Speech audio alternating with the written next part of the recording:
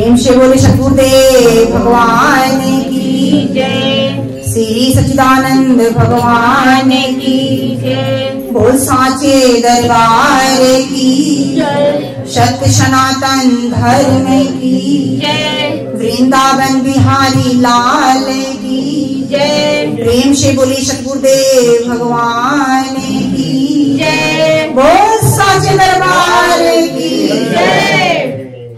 अखंड मंडलाकारं व्याप्तमेन चराचरं तत्पदं दर्शितं येन तस्मै श्री गुरुवे नमः। एकं नित्यं विमलयचिलं सर्वदिशाक्षिभूतम् भावातीतं त्रिगुणरहितं सद्गुरु तमां नमामि। वन्दे बोधमयं नित्यं गुरुर्शङ्कररूपिणं यमाश्रितो हि वाक्रोवती चंद्र सर्वत्र बंधते। बंदाओ गुरुपद कंजे कृपा सिंधु नर रूप हरि। महामोह तम पुंज जासु बचने रवि करे निकरे। बंदाओ चरण सरोज गुरु मुदि मंगल आगार। जेहि सुमिरत जन होते हैं भव सागर से पार। बंदाओ श्री गुरु पदे कमल सच्चिदानंद स्वरूप। जगतारण कारण प्रभु प्रगटे धरनारे रूप।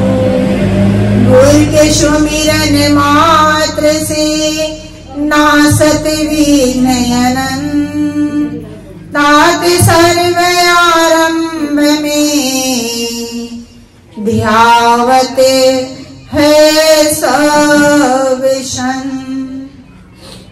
निस दिन जिनकी वंदना करते शेष महेश। सो निर्गुण सगुणे भयो हरने जगते कलेश। मैं अपराधी जन्म की नटसिक भरी विकार। प्रभु दाता दुख भंजना मेरी करो संभाल। आज धन्य मैं धन्य यति यद्यपि सब विधि। निज जन जाने राम मोहे संत समागम दीन। मोहे संत समागम दीन। निज मति तो कछु है नहीं आपकी कृपा आधार। आपकी वाणी का प्रभु मैं कछु के करहूं विस्तार। मैं कछु की करहूं विस्तार। मेरा मुझ में कुछ नहीं जो कुछ है सब तोर। तेरा तुझके सौंपते क्या लागत है मोर। क्या लागत है मोर। प्रेम से बोले सतगुरुदेव भगवान की जय। श्री सच्चिदानंद भगवान की जय। बोल साचे दरबार की जय। सत्य सनातन धर्म की जय।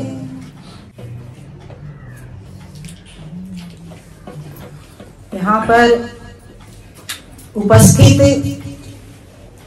हमारे भी भाइयों और हमारी माताओं और बहनों, बहुत ही हर्ष का विषय है जो आज हम सभी लोगों को सत्संग सुनने का अवसर मिला। बड़भागी हम जीव हैं जो आज संत महात्माओं के संग में बैठ करके यह पावन अवसर, यह शुभ घड़ी की प्राप्ति हमको हो रही है, क्योंकि यह सत्संग ऐसे किसी को मिलता नहीं। सत्संग उसी जीव को मिलता है जिस पर प्रभु की कृपा होती है। अन्यथा दुनिया का हर काम, दुनिया की हर वस्तु आपको अपने हिसाब से मिलेगा, लेकिन सत्संग जब तक उस मालिक की दया नहीं होती, उस प्रभु की कृपा नहीं होती, हमको सत्संग मिलता। जिसके बारे में रामचरितमानस में गोस्वामी तुलसीदास जी लिखते हैं क्या कि बिन सत्संग है विवेक न होई, राम कृपा बिन सुलभ न सोई। ध्यान देंगे आप लोग। गोस्वामी तुलसीदास जी जो महापुरुष में अपने समय की, उन्होंने रामचरितमानस जैसे ग्रंथ को तैयार किया। वाल्मीकि जी रामायण को लिखे। रामायण संस्कृत भाषा थी। कौन सी भाषा? उसी रामायण को जिसमें भगवान राम का चरित्र है, भगवान राम का गुणगान है, उस रामायण को वाल्मीकि ने लिखा संस्कृत भाषा में। उसी रामायण को तुलसीदास जी ने अवधी भाषा में, जिसे रामचरितमानस कहा गया, जो यह ग्रंथ घर घर में पाया जाता है। इतने हमारे ग्रंथ हैं, वेद हैं, पुराण हैं। 4 वेद। कितने वेद? 4 वेद, 18 पुराण, 6 शास्त्र। इतने मोटे मोटे ग्रंथ हैं, लेकिन देखा जाए तो 2 ग्रंथों को हमारे हिंदू समाज तहे दिल से स्वीकार करता है। जानते हैं क्या? रामचरितमानस और गीता। ये 2 ग्रंथ जो हमारे देखा जाए तो हिंदू समाज में घरों घरों में पाया जाता है। वो भी कहाँ रखा जाता है? पूजा स्थल। कैसे? लाल कपड़े में बांधकर उनकी पूजा की जाती है। क्या की जाती है? पूजा की जाती है। इन ग्रंथ की पूजा की जाती है। घर घर में पूजा होती है इनकी। उन्हीं ग्रंथ में, रामचरितमानस में तुलसीदास जी लिखते हैं क्या कि बिन सत्संग विवेक ना होई। क्या? बिना सत्संग का विवेक होता नहीं। ध्यान देंगे आप लोग। ये हम नहीं कह रहे हैं, ये आपका ग्रंथ, आपके महान पुरुष बाबा गोस्वामी तुलसीदास जी कह रहे हैं। क्या कह रहे हैं कि बिन सत्संग विवेक न हो। बिना सत्संग का हमारा विवेक जगता। राम कृपा भी, शब्द लगाए हैं, राम कृपा भी सुलभ ना सोई। जब तक उस राम की कृपा नहीं हो जाती, उस प्रभु की दया नहीं हो जाती, हमको सत्संग मिलता। बड़भागी हम जीव हैं, क्योंकि आज इतने जो लोग आज यहाँ पर उपस्थित हैं, हम शायद इतने लोगों को ही नहीं निमंत्रण दिए थे, बहुतों को आज 8 दिन के पहले से ही फोन के द्वारा चलते फिरते लोगों को बताते रहे, भाई साहब, हमारी माताओं, हमारी बहनों, आइए। और यहाँ पर सत्संग का प्रोग्राम रखा जाता है, प्रभु का गुणगान किया जाता है, आपके अपने जीवन के उद्देश्य लक्ष्य को समझाया जाता है। आइए, सुनिए, समझिए और अपने जीवन में उतारिए। लेकिन शायद अभागा जीव यहाँ पर पहुंच पाता नहीं पहुंच पाता है। समझने की आवश्यकता है। अभी हम लोगों ने भजन गाया कि सत्संगत जग सार साधो, सत्संगत जग सार भी। ब्रह्मानंद जी एक संत हुए जिन्होंने अपने अनुभव को प्रकट किया। क्या कहते हैं? सत्संग ही जगत का सार है। इस जगत का क्या सार है? सत्संग। और क्या कहते हैं? सत्संग ही जगत का सार है और जीवन का आधार है। जीवन का आधार है। जिसके जीवन में सत्संग नहीं उसका जीवन बेकार है। ये हमारे महान पुरुषों का कहना है कि सत्संग से ही हमें हमारे जीवन का उद्देश्य, जीवन का लक्ष्य पता चलता है। अगर हमारे जीवन सत्संग नहीं है तो याद रखिए किसी भी कीमत पे आप प्रभु की भक्ति का अधिकारी बन सकते नहीं है। आज देखा जाए घर घर में, देश में, विदेश में, पूरे विश्व में हाहाकार मचा हुआ है। कौन से दिन का इंतजार किया जा रहा है? 22 जनवरी। अयोध्या में जो राम मंदिर बन रहा है, बन के तैयार हुआ है, उस भगवान राम के प्राण प्रतिष्ठा को वहां पर उसी का वहां पर रखा हुआ है प्रोग्राम, जहां पर देश विदेश से, विश्व से, यहां तक कि प्रधानमंत्री भी वहां पर पहुंचने वाले हैं। घर घर में राम नाम की डंका बज रही है। लेकिन ध्यान देंगे आप लोग, बहुत सुंदर बात हमारे महान पुरुषों ने कहा, समझने के लिए कहा, इसीलिए सत्संग का प्रोग्राम आप लोग के जीवन में रखा गया।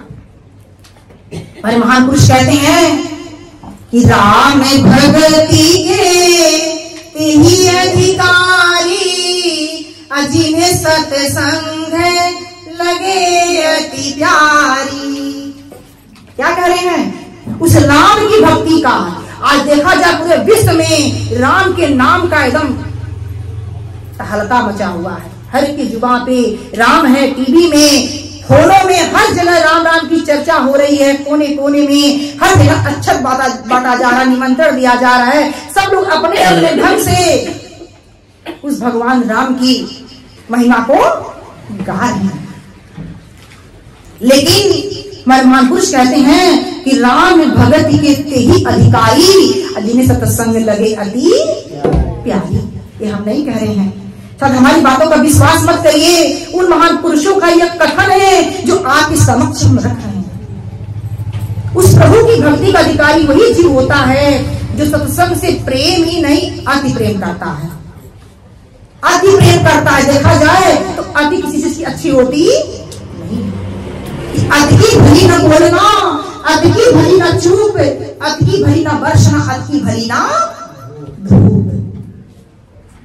अति किसी चीज की अच्छी होती नहीं है।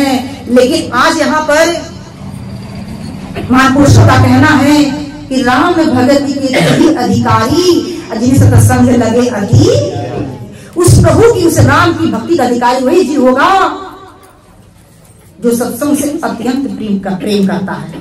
बिना बुलाए पहुंच जाए, उसे बुलाने की जरूरत।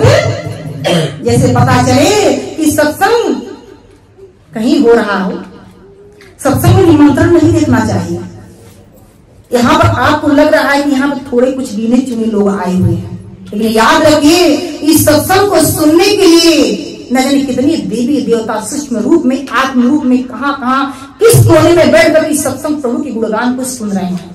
सत्संग की महिमा छोटी नहीं, सत्संग की महिमा बहुत बड़ी है, बहुत बड़ी है, बहुत बड़ी है, जिसका पार पाया जा सकता नहीं।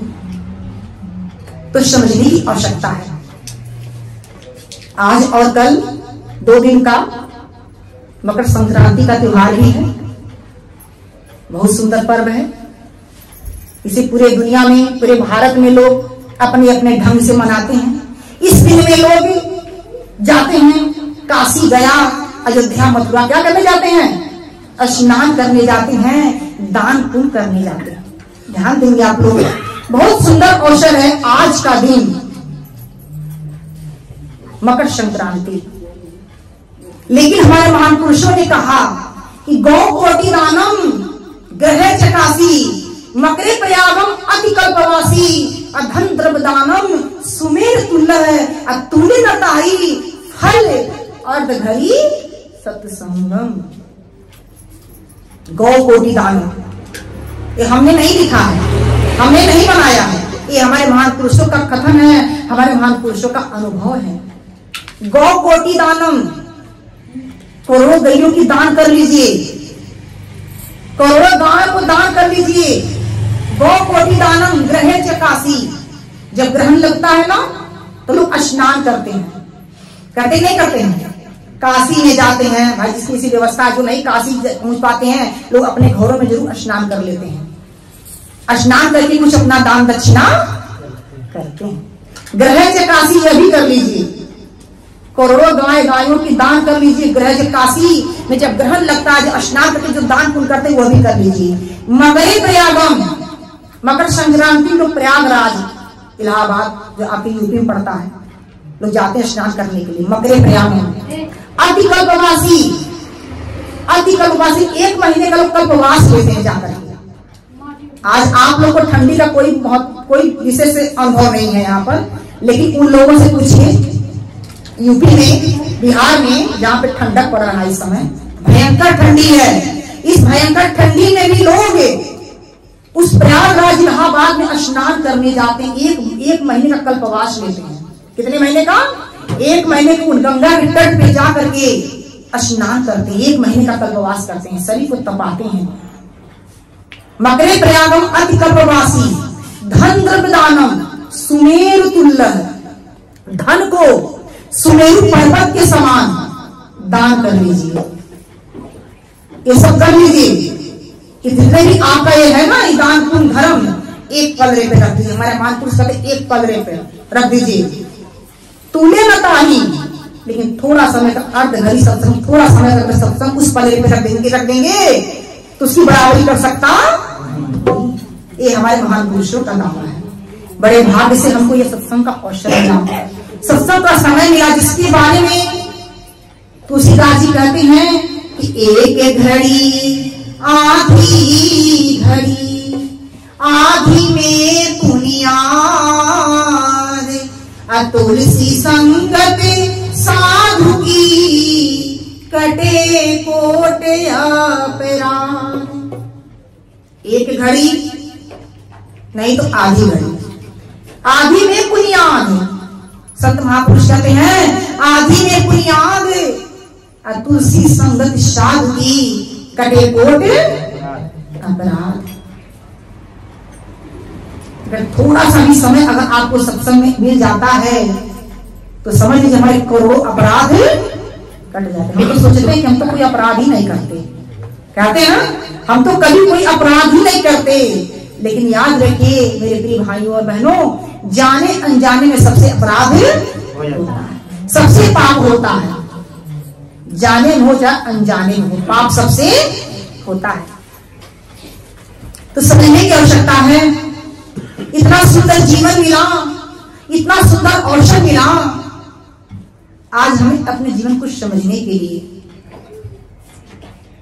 लेकिन शायद सुन तो लेते हैं लेकिन समझने का हम प्रयास करते नहीं। मनुष्य चोला बड़े भाग्य से मिला है। कैसे मिला है? बड़े भाग्य से मिला है। मानुष तन दुर्लभ अति, अब मिले न बारंबार, तरुवर से पत्ता झरे तो बहुरिन लागे डाल। ये मनुष्य का जो जीवन है बड़े भाग्य से मिला है, दुर्लभ है। जैसे अगर डाल से अगर पत्ता गिर जाए तो सोचे कि पुनः लग जाए, उस पर लगता नहीं है। ठीक इसी प्रकार हमारा आपका जीवन है।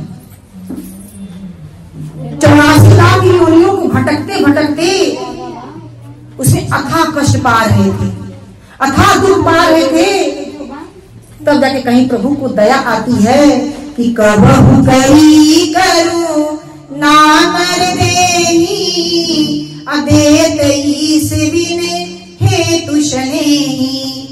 वो करुणा के सागर, वो दया के सागर हम पे खुश होकर हमको जीवन नहीं दिए हैं, हम पे दया किए हैं। क्या किए हैं? दया किए हैं। वो प्रभु दया करके हम मनुष्य का जीवन दिए हैं, तो क्या करने के लिए? खा लो, कमा लो, भागा भागा फिरे बंदे, धन ही के ध्यान में दफ्तर दुकान या बाजार या मकान, हर जगह हम भाग रहे हैं, भागते भागते पूरा जीवन खत्म हो गया, जवानी से बुढ़ापा आ गया, लेकिन शायद अभी हमको समझ में नहीं आया कि भागा भागा फिरे बंदे धन ही के ध्यान में, दफ्तर दुकान या बाजार या मकान। याद रखिए, संत कहते हैं कि माया में भुलाया माया तुझको छलेगी, और माया के दीवाने माया संग ना चलेगी। आई घड़ी मौत की तो टाले ना टलेगी, और माया के दीवाने माया संग ना चलेगी। आज जिस माया के आज हम फेरे में पड़े हुए हैं, पुत्र परिवार महल मकान दुकान, याद रखिए कोई भी हमारे साथ जाने वाला नहीं। कहने का मतलब यह है, इनको यह नहीं कहा जाए कि इनसे आप हट जाइए, इनको छोड़ दीजिए, मत छोड़िए, लेकिन इन्हीं के पीछे अपना जीवन को, अपने समय को बर्बाद मत करिए। मुझे चोला मिला है, भाग्य से मिला है, दो काम करने के दुनिया में आए हैं, हरि का भजन पेट का धंधा। लेकिन पेट के धंधे में किसी को समझाने की जरूरत नहीं है। हरि का भजन जिसे हम भूल बैठे हैं। इसके बारे में संत कहते हैं कि कभी आया हमने लालची, समझे नहीं गंवार, राम नाम में आलसी, तो भोजन में होशियार। तो कैसे? 3 बार भोजन भजन एक बार, 3 बार भोजन भजन एक बार, इसमें भी आते हैं संकट हजार। 3 बार भोजन भजन एक बार, 3 बार भोजन भजन एक बार, इसमें भी आते हैं संकट हजार।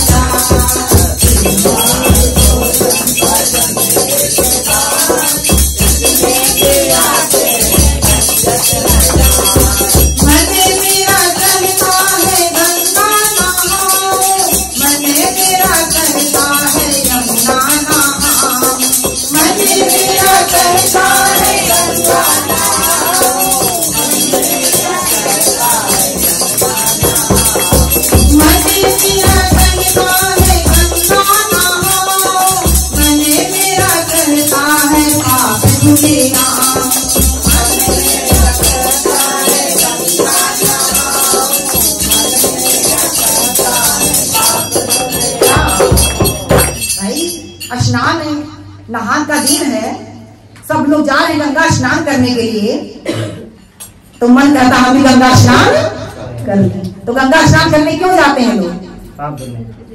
वहां जाने के बाद गंगा स्नान करें तो पाप हमारा धुल जाएगा। लेकिन एक सत्संगी बहन थी जो सत्संग वाली गंगा में डुबकी लगाती थी, तो क्या कहती हैं कि बजर परे तीर्थे कर पानी, नहाले तू घर की जेठानी, बजर परे तीर्थे कर पानी, नहाले तू घर की जेठानी, बजर परे तीर्थे कर पानी, नहाले तू घर की जेठानी, बजर परे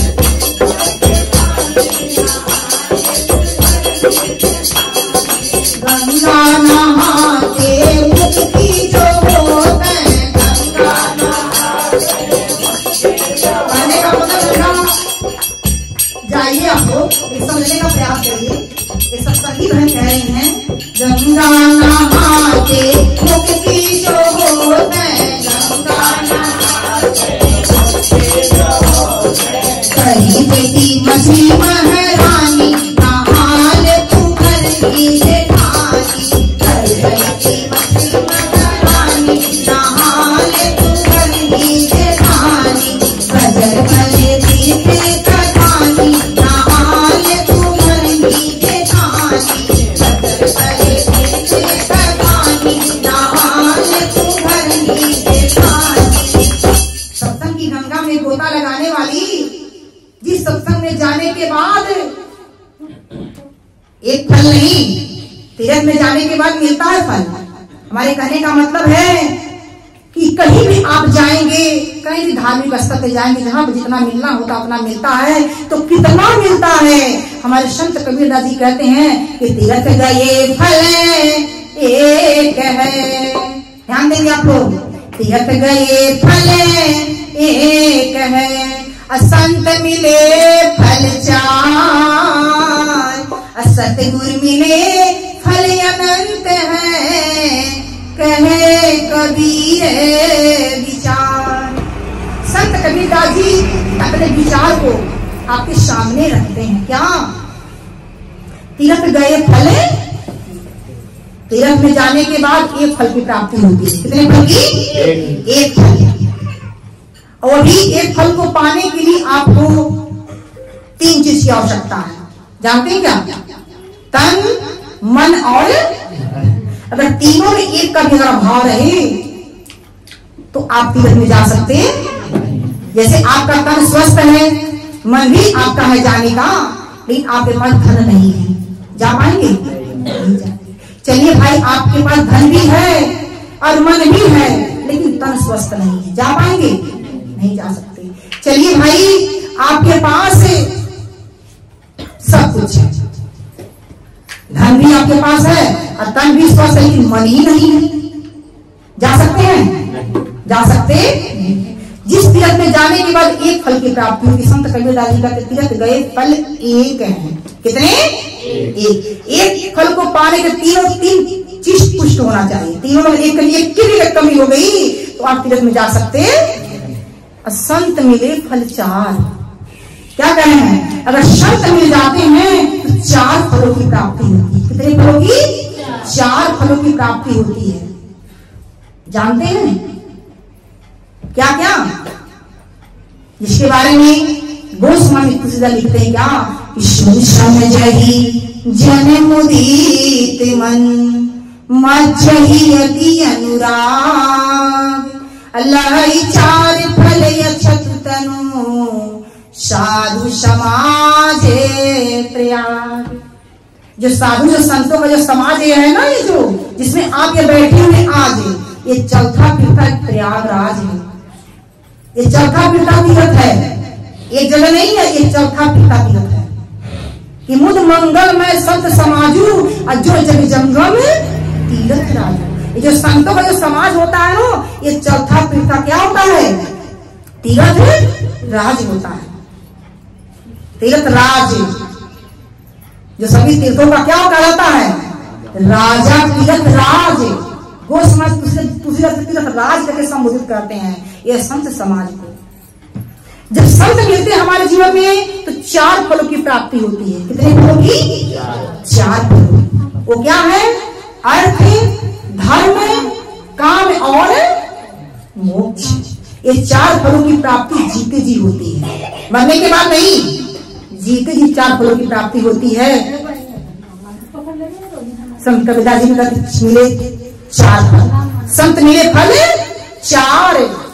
लेकिन आगे वही क्या कहते हैं कि जब 4 फल मिल जाते हैं तो सतगुरु मिले फल अनंत हैं, कहे कबीर विचार। संत कबीरदास जी कहते जब सतगुरु मिल जाते हैं हमारे जीवन में तो अनंत फल, अनंत जिसका कोई अंत, इतने फल मिल जाते हैं, कहे कबीर विचार। तो समझने की आवश्यकता है। मन तो कहता गंगा में जाऊं स्नान करने के लिए, कि मन मेरा कहता है गंगा नहाओ, गंगा नहाओ अपने पाप धुले आओ। मन मेरा कहता है गंगा नहाओ अपने पाप धुले आओ। जाते जाते मुझको तो आए बुखार, जाते जाते मुझको तो आए बुखार। इसमें भी बढ़ गए संकट हजार, इसमें भी बढ़ गए एक बार भोजन भजन एक बार, एक बार भोजन भजन एक बार। इसमें भी बढ़ गए संकट हजार, इसमें भी बढ़ गए, इसमें भी बढ़ गए संकट हजार, इसमें भी बढ़ गए। मन मेरा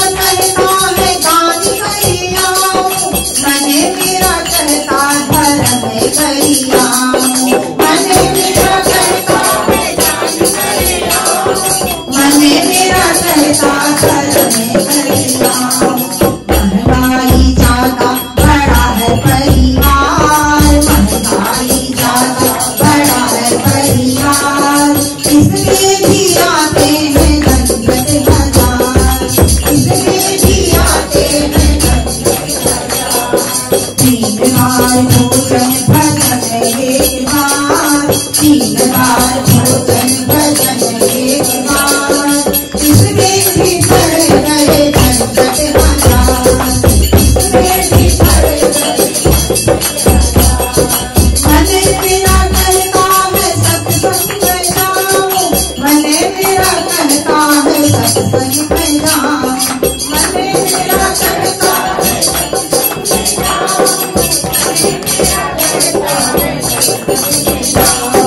जाते जाते आ गए मेरे रिश्तेदार, जाते जाते आ गए मेरे रिश्तेदार, इसमें भी आते हैं झंझट हजार, इसमें भी आते हैं झंझट हजार, तीन बार भोजन भजन एक बार, तीन बार भोजन भजन एक बार, इसमें भी आते हैं झंझट हजार, इसमें भी आते हैं झंझट हजार।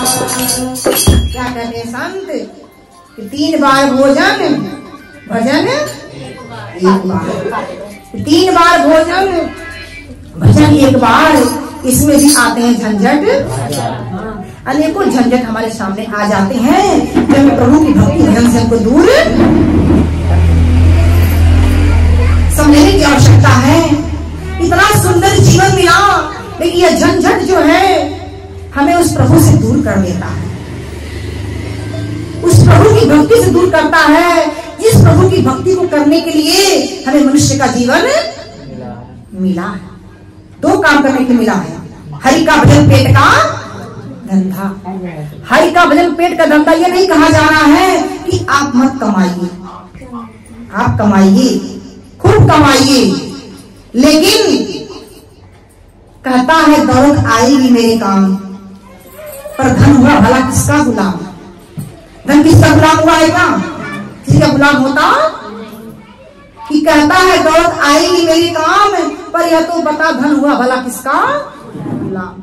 समझा गए उपदेश हरिश्चंद्र कृष्ण राम, दौलत तो रहती नहीं, रहता है सिर्फ छूटे की संपत्ति यहीं की यहीं पर, और तेरे कमर में ना अघेला रहेगा रे मन, ये 2 दिन का मेला रहेगा, काया में जग का झमेला रहेगा।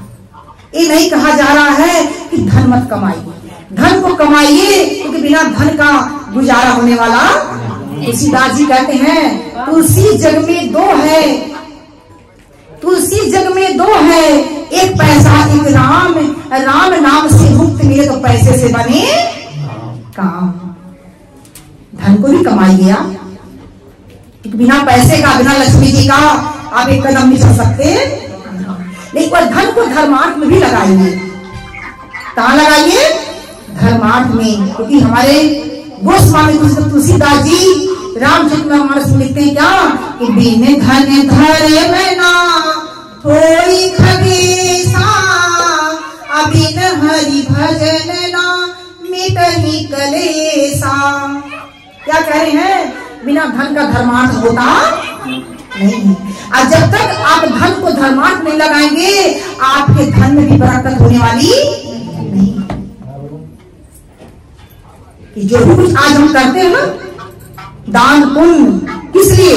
कि आगे हमको मिलेगा। तो कैसे मिलेगा? कैसे मिलेगा? समझने की आवश्यकता है। प्रेम से भगवान ओ साचे दरबार